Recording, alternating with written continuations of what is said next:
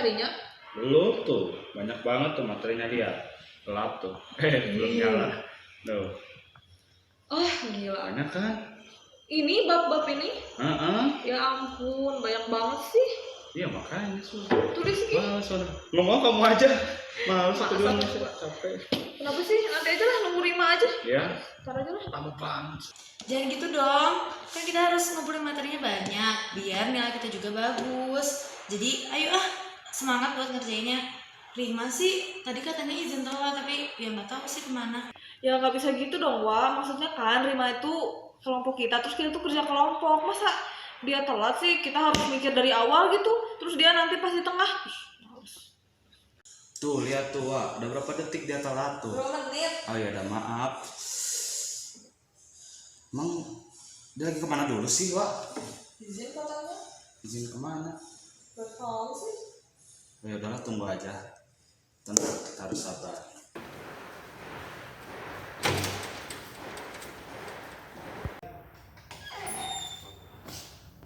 Sorry ya, aku telat. Kalian maaf banget ya. Tadi itu aku tuh kan bangun. Udah bangun emang sih aku agak telat dikit.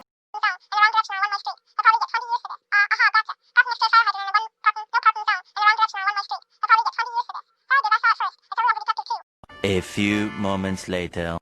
Nah, jadi gitu. Maaf ya, maaf banget.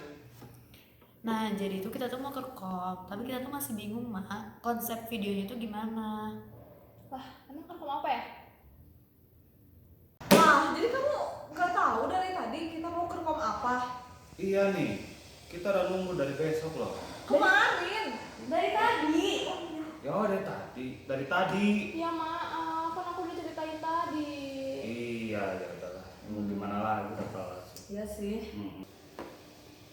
Oh, masalah itu. Lagian aku udah siapin kok kalau hal itu yang kerja kelompok itu kan, yang buat agama yang bikin vlog. Aku udah siapin kok bahan dari minggu kemarin. Tapi aku lupa buat nyampein ke kalian. Ah ya udahlah, nggak apa-apa. Ya sekarang kita kumpulin aja materi yang udah kita rangkum dari minggu-minggu sebelumnya. Sok, dari siapa dulu? Nah jadi materi aku tuh Masuknya Islam ke Indonesia memunculkan beberapa pendapat. Ada yang mengatakan bahwa Islam masuk Indonesia pada abad ke-7 Masehi, ada yang mengatakan bahwa Islam masuk Indonesia pada abad ke-11 Masehi, ada pula yang mengatakan bahwa Islam masuk Indonesia pada abad ke-13 Masehi. Yang pertama, abad ke-7 Masehi. Pada abad ini, pedagang Arab dipercaya sudah masuk ke Nusantara dan menjalin kerjasama dengan kerajaan Sriwijaya. Nah, pada abad ini pula, pedagang Arab telah dipercaya sudah menyebar ke Pulau Jawa. Hal ini didapat dari berita Cina yang mengatakan bahwa pedagang Arab dan ulama tidak menjadi menyerang kerajaan Kalingga di Jawa. Lalu yang kedua pada abad ke-11 Masehi. Nah, pada abad ke-11 Masehi ini ditemukannya makam Fatimah binti Ma'mun di Gresik yang berangkat tahun 1802. Nah, yang ketiga ada pada abad ke-13 Masehi. Nah, buktinya gimana sih? Nah, buktinya itu yang pertama ada catatan Marco Polo yang menyatakan bahwa ia menjumpai kerajaan Perak di Aceh pada abad ke-13 Masehi. Lalu yang kedua ada Van Lengan yang mengatakan di berita Cina bahwa ia menemukan kerajaan Aceh pada abad ke-13 Masehi. Nah, lalu yang ketiga ada sejarawan dunia seperti Snokor Gronje yang menyatakan bahwa Islam masuk ke Indonesia pada abad ke-13 dengan buktinya yaitu banyaknya kerajaan Islam yang berada di Nusantara. Lalu yang keempat ditemukannya makam Sultan Malik Al-Saleh dari kerajaan Samudra Pasai pada abad ke-13. Lalu yang terakhir ada berita Ibnu Battuta yang mengatakan bahwa ia singgah di kerajaan Samudra Pasai pada abad ke-13 Masehi. Nah, pada akhir abad ke-12 itu kerajaan Sriwijaya di Nusantara berada pada titik terendah dan pada saat itu kerajaan Islam mulai menggapai kekuasaannya di Nusantara. Nah, kalau aku sih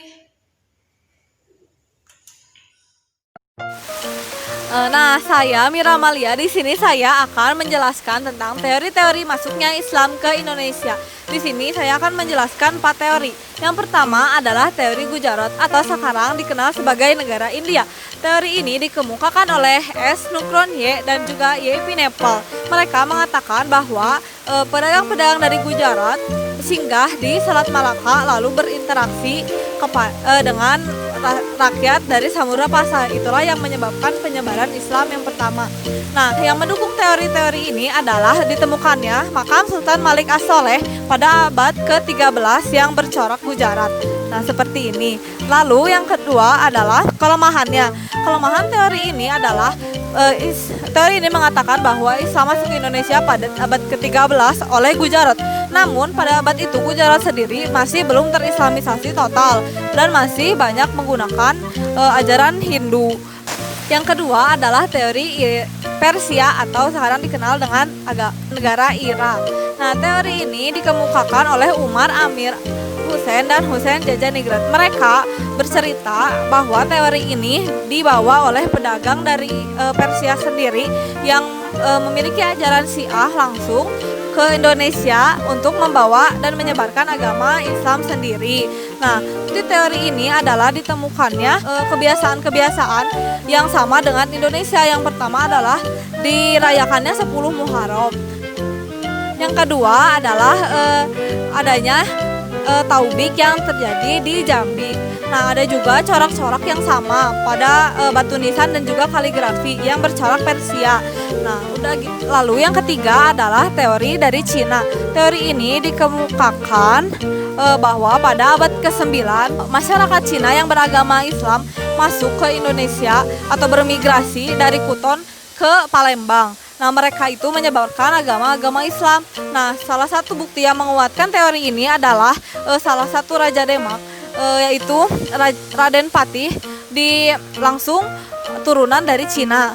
Nah, lalu yang terakhir adalah teori Mekah. Teori Mekah mengatakan bahwa Islam masuk ke Indonesia pada abad ke-7 Masehi.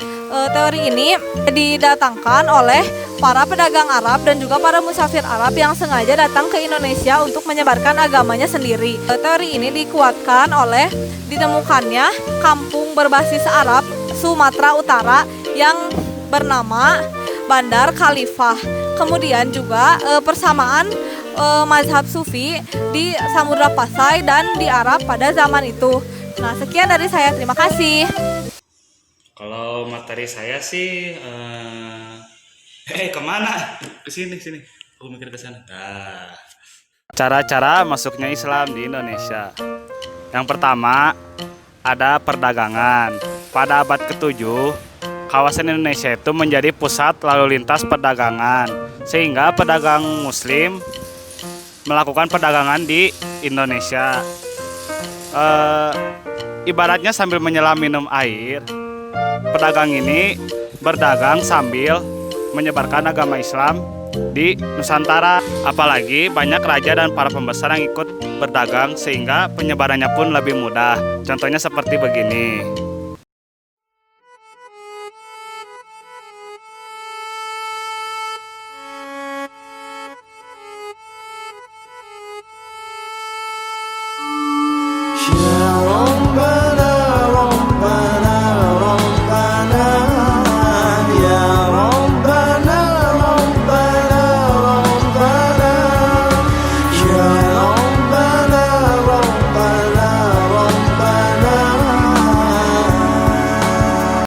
Nah, yang kedua ada pernikahan.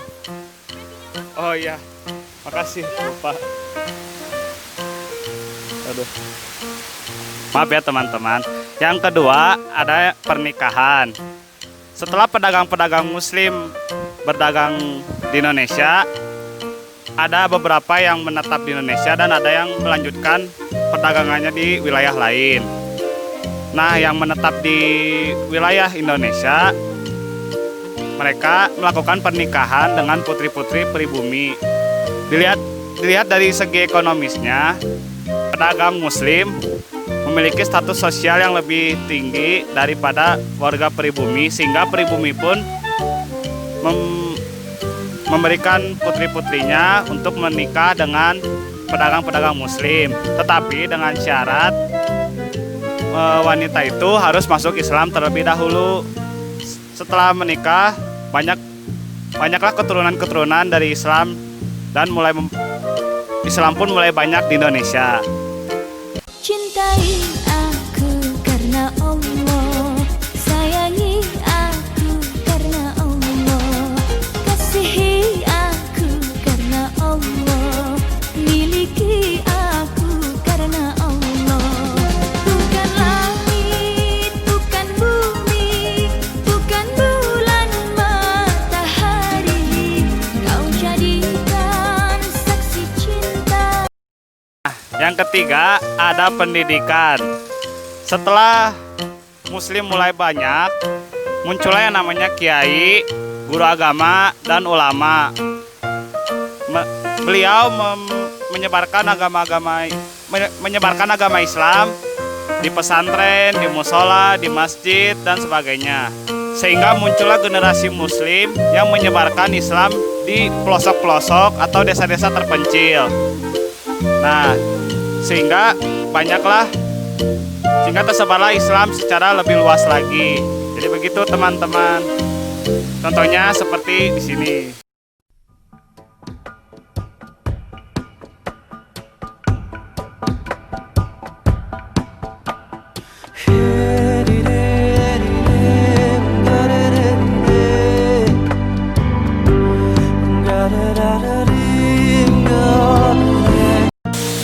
Nah, yang keempat ada kesenian. Siapa sih yang tidak kenal dengan wayang? Wayang ini digunakan oleh Sunan Kalijaga untuk menyebarkan agama Islamnya. Tidak hanya wayang, cara kesenian yang lain bisa disebarkan dengan cara hikayat dan babat. Babat pakai D, kalau pakai T itu satu babat. Ya, lanjut.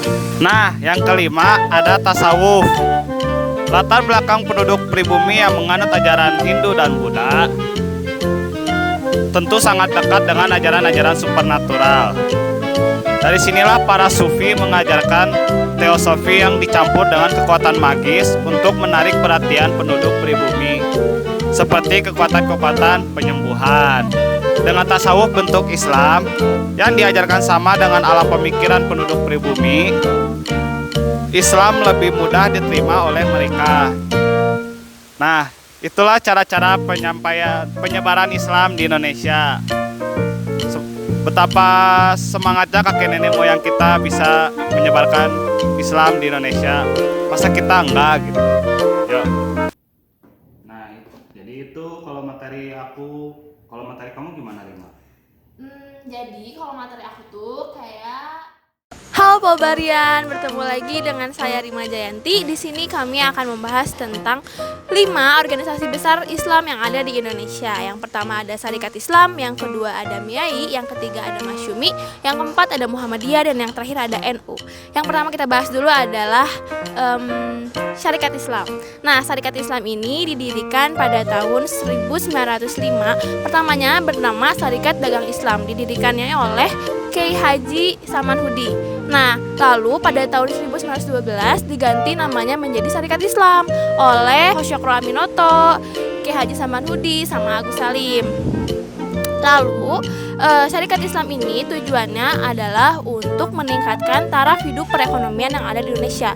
Namun, seiring berkembangnya waktu, Sarekat Islam ini berkecimpung di bidang politik dan juga peragamaan. Yang kedua ada MIAI atau Majelis Islam A'la Indonesia yang didirikan oleh Kiai Haji Hasyim Asy'ari.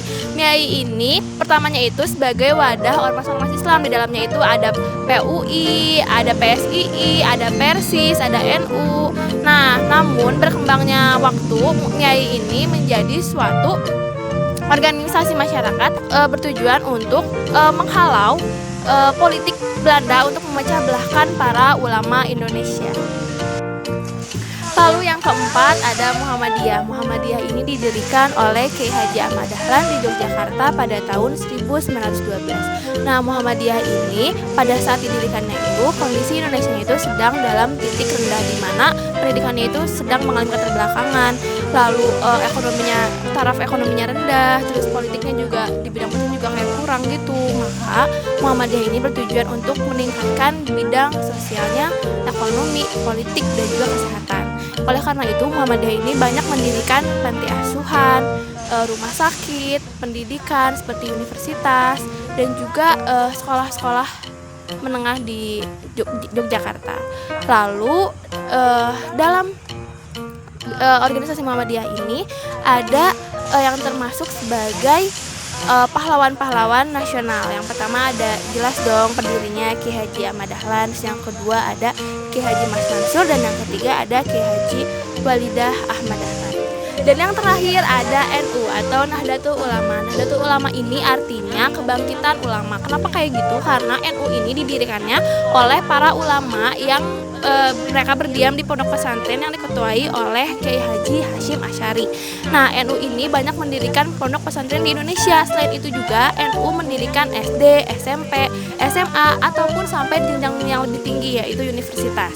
Nah, NU ini pula berkecimpung di bidang politik pada saat pembubarannya MIAI pada tahun 1934. Cukup sekian dari saya. Terima kasih, dadah. Ih, ternyata banyak banget sih materi kita. Malas deh ngajarinnya juga. Ayo dong, semangat. Ayo dong Mir, semangat dong. Iya, ayo. Ayo dong semangat, kan kita tuh tadi udah dengar cerita masing-masing. Islam tuh susah banget gitu masuk ke Indonesia. Udah berjuang mati-matian buat masukin agama Islam ke Nusantara gitu. Kenapa kita masih males-malesan? Ayo, Nah semangat. tuh, dengerin tuh Mir. Ah ya udahlah, ayo kita buat aja sekarang dari konsepnya. Nah, gitu dong.